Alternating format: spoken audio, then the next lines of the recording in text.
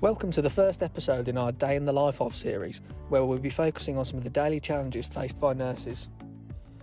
With us for this episode, we are joined by Emily Browne, Associate Dean for Innovation and Enterprise at the School of Health, Science and Wellbeing at Staffordshire University. Paperwork is the biggest fight to a nurse. It's shockingly orchestrated. You often find that the doctors are filling in one lot of paperwork, the nurses are filling in another lot of paperwork, never the twain shall meet.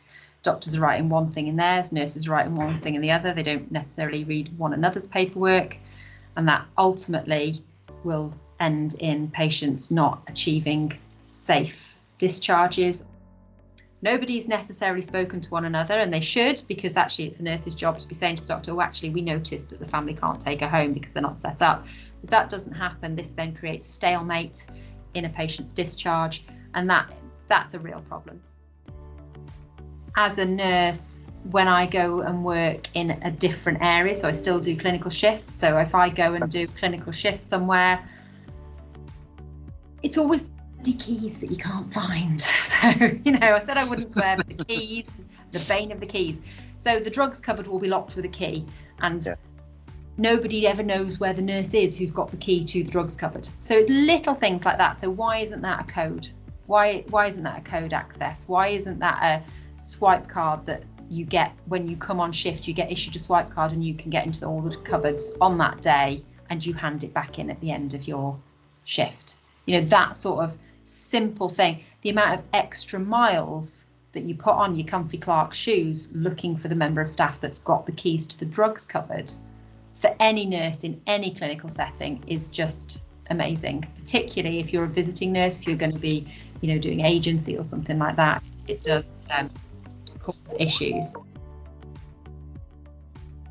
Layout of equipment and how that is stored and how that is presented, again, is different in lots of different trusts that you go into. So there's no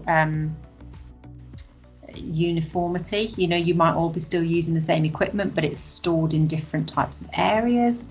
So things around signage, things around grouping of particular groups of equipment together and where they would be, and logical process is always something that could be improved. I think that we do need the technology. I think we are making the right steps. I think the people at the top, I think the government and HEE are all saying the right things around technology enhanced healthcare.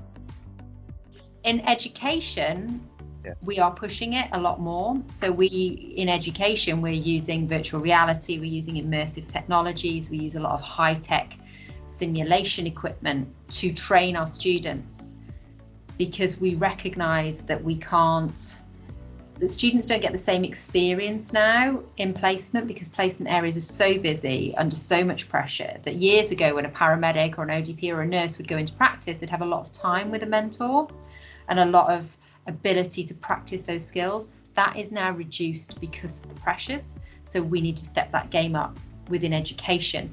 So I think we'll see more technology within education, and I think that there is a lot of education, there's a lot of appetite and a lot of investment available for technology to be in education, and then I think that will flow into the health service.